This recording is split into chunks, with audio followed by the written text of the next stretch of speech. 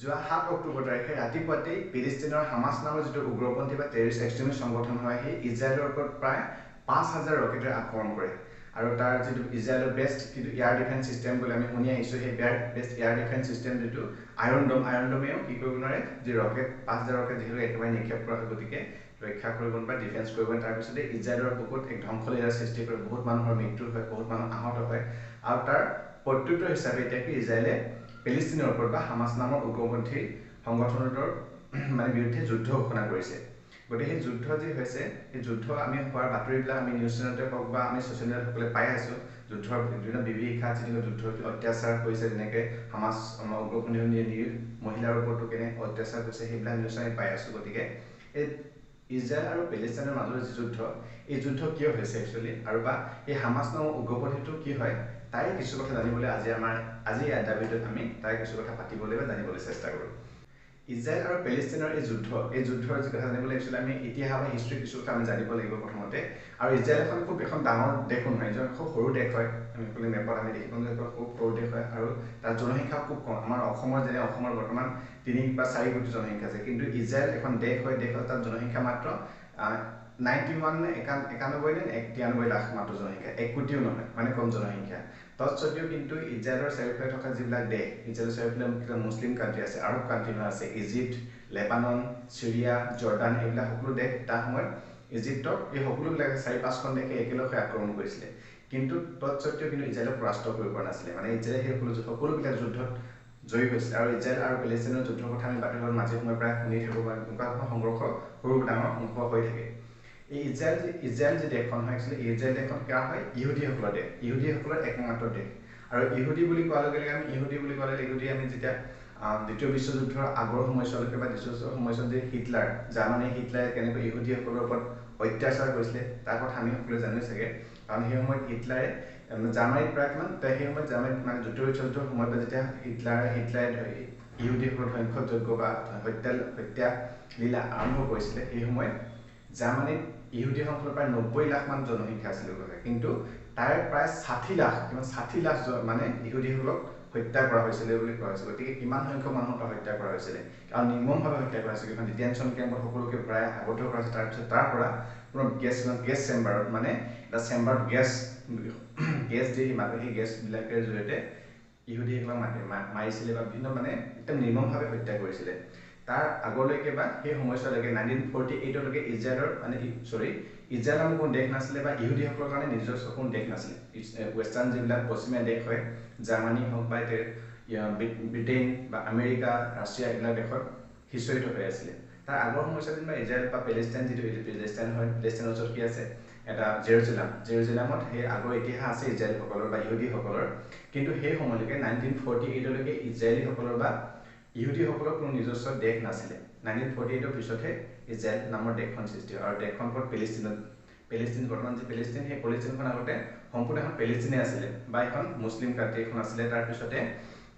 1948ত কি কৰে ইজৰাইল এখন নামৰ এখন দেশৰ জন্ম হয় এই ৰাষ্ট্ৰসংঘ যিটো UN যেতিয়া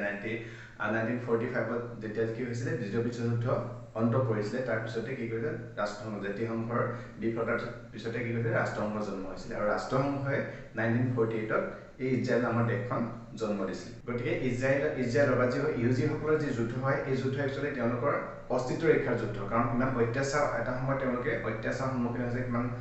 মানুহ হত্যা কৰিছিলে ইহুদীসকলক গতিকে তেওঁলোকৰ অস্তিত্ব ৰক্ষা বা জীৱন মৰণৰ কাৰণে যুদ্ধ কৰে সেইকাৰণে প্ৰত্যেকখন তেওঁলোকে জয়ী হৈ আহিছে মানে আগৰ বয়সত যেতিয়া কৈছোঁ 4-5খন দেশ যেতিয়া নেকি 1948ত কি হৈছিলে ইজৰাইলৰ জন্ম হৈছিলে সেই সময়ত UN পেলেষ্টাইনৰ যিটো প্ৰধান পেলেষ্টাইন হয় পেলেষ্টাইনৰ ইজৰাইল পেলেষ্টাইন এখন দেশ আছিলে তাৰে এটা ভাগ কি কৰিলে ইজৰাইল নামৰ এখন ৰাষ্ট্ৰ সৃষ্টি হ'ল আৰু আনটো ভাগ কি পেলেষ্টাইন নামৰ এখন দেশত সৃষ্টি হ'ল দুখন দেশ সৃষ্টি হ'ল যেনেকৈ আমাৰ ভাৰতবৰ্ষত যেতিয়া 1947ত ব্ৰিটিছসকলে ভাৰত আৰু পাকিস্তানৰ সৃষ্টি কৰিছিলে ঠিক তেনেকৈয়ে ভাৰত পাকিস্তান মানে বাংলাদেশ আৰু পাকিস্তান এখন একেলগে কি আছিলে তেতিয়া সময়ত স্বাধীনতাৰ সময়ত এখন ৰাষ্ট্ৰ পাকিস্তান আছিলে বৰ্তমান বাংলাদেশ আৰু পাকিস্তান আৰু ভাৰত ঠিক তেনেকৈ ইজৰাইল এনেকৈ ভাগ কৰিছিলে একচুৱেলি সেই সময়ত মাজতে দুভাগ কৰি মেলি পেলেষ্টাইনৰ ইফালে এটা ভাগ ইফালে এটা ভাগ আমি মেপত যদি চাওঁ তেতিয়া দেখিম যে কি ইফালে মাজতে ভাগ কৰি মেলি ইজৰাইল সৃষ্টি হ'ল তাৰপিছতে ইফালে আৰু ইফালে দুই চাইডে কি আছে পেলেষ্টাইন আছে গতিকে সেই পেলেষ্টাইনত প্ৰথম অৱস্থাত 44% মানে 44% ইজৰাইল দেশ আৰু 48% পেলেষ্টাইন দেশ আছিলে তাৰপিছত কিন্তু যেতিয়া 1948ত কি হ'ল 1948ত যেতিয়া ইজৰাইল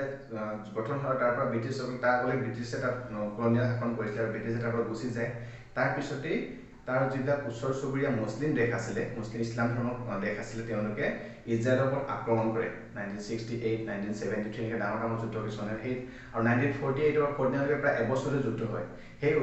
যুদ্ধৰ সময়ত কিন্তু কি হয় ইজৰাইলে সেই ওচৰৰ চুবুৰীয়া যিমানবিলাক দেশ আছিলে বা 4-5খন দেশ লগ হৈ ইজৰাইলক পৰাস্ত কৰিবলৈ ইজৰাইল জয় হয় আৰু জয় হোৱাৰ লগে লগে তেওঁৰ ভৌগোলিক পৰিসীমা পুনৰ পেলেষ্টাইনৰ কিছুমান অংশ ইজৰাইলে দখল লৈ যায় এনেকৈ যুদ্ধ হৈ বৰ্তমান ইজৰাইল পেলেষ্টাইন এটা ক্ষুদ্ৰ ভাগত আছে এফালে আছে ৱেষ্ট বেংক আৰু আনফালে আছে কি গাজা ষ্ট্ৰীপ বৰ্তমানৰ যি আক্ৰমণ হৈছে একচুৱেলি সেই আক্ৰমণ হৈছে গাজা ষ্ট্ৰীপ যিটো সৰু অংশ এটা আছে সেই গাজা ষ্ট্ৰীপৰ পৰাহে হামাছ নামৰ উগ্ৰপন্থীয়ে আক্ৰমণ কৰিছে আৰু বাকী যিটো ৱেষ্ট বেংক হয় অলপ পেলেষ্টাইন তাত এখন চৰকাৰ আছে যিটো ফাটাহ নামৰ ৰাজনৈতিক দল ৰাজনৈতিক দল আছে আৰু তাৰ চৰকাৰ গঠন কৰি তাত এখন পেলেষ্টাইন ৰাষ্ট্ৰ গঠন কৰি আছে আৰু পেলেষ্টাইনৰ একচুৱেলি নিজৰ কোনো এয়াৰ ফ'ৰ্চ মানে সামৰিক বাহিনী পেলেষ্টাইনৰ নাই এয়াৰ ফ'ৰ্চ নাই মানে নেভি নাই বা নৌ বাহিনী কোনো তেনেকুৱা সামৰিক বাহিনী পেলেষ্টাইন নিজাকৈ নাই কিন্তু উগ্ৰপন্থী যিটো হয় এইটো যিটো আছে হামাছ সেই হামাছে আক্ৰমণ কৰিছে এতিয়া তাতকৈ অকণ আগলৈ যোৱা যায় মানে 3-4 হাজাৰ বছৰ আগতে কিন্তু এই বৰ্তমান যিটো পেলেষ্টাইন হয় বা জেৰুজালেম যিটো অঞ্চল আছে সেই জেৰুজালেমত কিন্তু ইহুদীসকলৰ তাত ইজৰাইলৰ কিংডম অফ ইজৰাইল বুলি তাৰমানে ইহুদীসকলৰ সাম্ৰাজ্য আছিলে আৰু তাত ইজৰাইলৰ ৰজা বা ইহুদীসকলৰ ৰজা চুলেমানে তাত ৰাজত্ব কৰিছিলে আৰু ইহুদী যিহেতুকে জেৰুজালেম যিটো এটা পবিত্ৰ ঠাই হয় বা তিনিটা ধৰ্মৰ কাৰণে ইছলাম হওক বা খ্ৰীষ্টিয়ান আৰু জিউসকলৰ এটা পবিত্ৰ ঠাই হয় কাৰণ এই জেৰুজালেমতে কি হৈছিলে যীশু খ্ৰীষ্ট যিটো খ্ৰীষ্টিয়ানসকলৰ যীশু খ্ৰীষ্ট তাতে এটা ইহুদী পৰিয়ালত জন্মগ্ৰহণ কৰিছিলে ইহুদী আৰু যীশু খ্ৰীষ্টৰ জন্মতে এজন ইহুদী আছে তাৰপিছত তেওঁ খ্ৰীষ্টিয়ান ধৰ্মৰ প্ৰচাৰ কৰিছিলে গতিকে ঠিক তেনেকৈ বৌদ্ধ ধৰ্ম আমাৰ গৌতম বুদ্ধ বৌদ্ধ ধৰ্ম প্ৰচাৰ কৰি ঠিক তেনেকৈ কি হৈছিলে ইহুদীসকলৰ মাজতে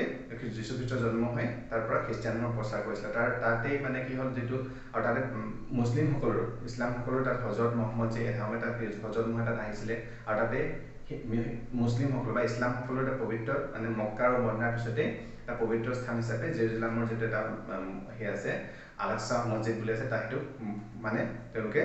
মানে গতিকে সেই জেৰুজালেম যিটো অঞ্চল হয় সেই জেৰুজালেমটো সকলো ধৰ্ম তিনিটা ধৰ্মৰ কাৰণে পবিত্ৰ ধৰ্ম হয় আৰু অতীততে তাত ইজৰাইলীসকল বা ইহুদীসকল তাত অতীততে তাৰ বাসস্থান আছিলে গতিকে সেইফালৰ পৰা চাবলৈ গ'লে তেওঁলোকে যদিও মানে পেলেষ্টাইনটো আগতে কি আছিলে যেতিয়া 1948 আগতে মুছলিমসকল আছিলে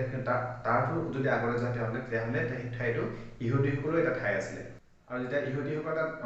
ৰজা আছিল চুলেমান তাৰপিছত তাত আহিলে বেবিলিয়নসকলে আক্ৰমণ কৰে বেবিলিয়নৰ পিছতে পাৰ্চিয়ানসকল তাৰপিছত যেতিয়া ৰোমানসকল আহে যিটো ৰোমান এম্পায়াৰ ৰোমানসকলে কি ইহুদীসকল তাৰ পৰা খেদি পঠিয়ায় আৰু তাত খেদি পঠিয়াই যিটো ইহুদীসকল মানে বিভিন্ন ঠাইলৈ ভাৰতলৈও বহুত ইহুদী আহিছিলে সেই সময়ত বুলি জনা যায় তাৰপিছতে যিটো পশ্চিমীয়া দেশ হয় এতিয়া জাৰ্মানী হওক বা ব্ৰিটেইন হওক আমেৰিকা ৰাছিয়া এইবিলাক দেশলৈ বিভিন্ন ঠাইত মানে ইহুদীসকল সিঁচৰিত হৈ যায় তাৰপিছতে পুনৰ যেতিয়া নেকি 1948ত বা যেতিয়া 1917ত যেতিয়া প্ৰথম বিশ্বযুদ্ধৰ সময়তে ব্ৰিটেইনে কি এটা আশা দিছে তেওঁ ইজৰাইলীসকলৰ কাৰণে এখন দেশ গঠন কৰা হ'বলৈ যিহেতুকে তেওঁলোকে কথা দিছিলে তাৰপিছত 1948ত কি কৰিলে এইটো ইজৰাইলীসকলৰ দেশ গঠন হ'ল গতিকে ইজৰাইলীসকলৰ যি বৰ্তমানে ইহুদীসকলৰ ইজৰাইল যিখন দেশ হয় এতিয়া বৰ্তমান সেই ইহুদীসকলৰ ঠাই আৰু ইহুদীসকলে বৰ্তমান তেওঁলোকৰ অস্তিত্ব ৰেখাৰ কাৰণে বা নিজৰ জীৱন মৰণ বাচিবৰ কাৰণে জীৱন মৰণৰ কথা হয় কাৰণ ইহুদীসকলৰ কাৰণে কোনো বেলেগ দেশ নাই গতিকে ইজৰাইলৰ বৰ্তমান যিখন দেশ হয় সেই দেশত ইহুদীসকলে তেওঁলোকৰ তাত ইহুদীসকলৰ জনসংখ্যা যদিও কম প্ৰায় 91 লাখ নে 93 লাখ আছে মাত্ৰ আমাৰ অসমৰ জনসংখ্যা বহুত কম হয় আমাৰ অসমত কিমান আছে 3-4 কোটি আছে 1 কোটি জনসংখ্যাও নাই ইজৰাইলত কিন্তু তথাপি ইমান কম জনসংখ্যা থকা স্বত্তেও ইহুদীসকলে যিহেতুকে বহুত মানে এজন পৰিশ্ৰমী বুলি কোৱা হয় সকলো ক্ষেত্ৰতে বিজ্ঞানৰ ক্ষেত্ৰতে হওক বা আন বহু ক্ষেত্ৰত আগবঢ়া তেনেকৈ এলবাৰ্ট আইনষ্টাইন তেওঁ এজন কি আছিলে ইহুদী আছিলে গতিকে সেনেকুৱা চাবলৈ গ'লে সকলো ক্ষেত্ৰৰ বিজ্ঞানৰ ক্ষেত্ৰৰ পৰা হওক বা আন ক্ষেত্ৰত মানে ইজৰাইলৰ যিবিলাক ইহুদী হয় তেওঁলোক বহুত আগবঢ়া সেইকাৰণে আমাৰ ভাৰতেও বহুত সময়ত তাৰ অস্ত্ৰ শস্ত্ৰ ইজৰাইলৰ পৰা আমদানি কৰে গতিকে সেই অস্ত্ৰ শস্ত্ৰৰ দিশৰ পৰা বিজ্ঞান দিশৰ পৰা সকলোৰে আগবঢ়ায় গতিকে যিবিলাক ওচৰ চুবুৰীয়া দেশ আছে যিবিলাক কি আছে ইছলাম কাণ্ট্ৰি আছে তেওঁলোকক তাত সন্তুষ্ট নহয় যদিও সকলো মানে শত্ৰু ৰাষ্ট্ৰ হৈও ইজৰাইলক কিন্তু পৰাস্ত কৰিব পৰা নাই সেই ইজৰাইলে বৰ্তমান নিজৰ অস্তিত্ব ৰক্ষাৰ কাৰণে যুদ্ধ কৰি আছে আৰু যিবিলাক পেলেষ্টাইন হয় এতিয়া হামাছে হওক বা পেলেষ্টাইনৰ যিবিলাক বাসিন্দা তেওঁলোকে কিন্তু পুনৰ আমাৰ যিহেতু পেলেষ্টাইনখন আগতে আমাৰেই আছিলে গতিকে এতিয়া ইহুদীসকলক এটা পুনৰ পেলেষ্টাইন তাত দেশ স্থাপন কৰিবলৈ তেওঁলোক পেলেষ্টাইনীসকলে আক্ৰমণ কৰিছে। এই যুদ্ধ গতিকে কাৰণ সকলো খুব সোনকালে হয়তো এই যুদ্ধৰ মানে অন্ত নপৰিব, কাৰণ দেশৰ কাৰণে নিজৰ অস্তিত্বৰ কাৰণে দুয়োখন পেলেষ্টাইনে হওক বা ইজৰাইলে হওক নিজৰ অস্তিত্বৰ কাৰণে ৰক্ষা যুদ্ধ হৈ আছে। গতিকে সেই যুদ্ধৰ মেইন কাৰণ হ'ল সেই ভূখণ্ডটো হয়, যিখন ভূখণ্ড সেই ভূখণ্ডত নিজৰ অস্তিত্ব ৰক্ষাৰ কাৰণে ইজৰাইলৰ ইহুদীসকলে যুদ্ধ কৰিছে, লগতে পেলেষ্টাইনে নিজৰ দেশ পুনৰ ঘূৰাই পাবৰ কাৰণে তাত যুদ্ধ কৰিছে। এই মূল কাৰণ হয় যুদ্ধৰ, বা যি ইজৰাইল আৰু পেলেষ্টাইনৰ যি বিবাদ হয় তাৰ মূল কাৰণ এয়ে হয়। গতিকে আজিৰ ভিডিঅ'ত আমি এই ইজৰাইল আৰু পেলেষ্টাইনৰ যুদ্ধ হয় তাৰ কিছু কথা মানে সংক্ষেপে জানিবলৈ চেষ্টা কৰিলোঁ। যদি ভিডিঅ'টোত আপোনালোকৰ বাবে কিবা ইনফৰ্মেটিভ হৈছে বুলি ভাবে তেতিয়াহ'লে প্লিজ লাইক কৰিব, শ্বেয়াৰ কৰিব। ধন্যবাদ।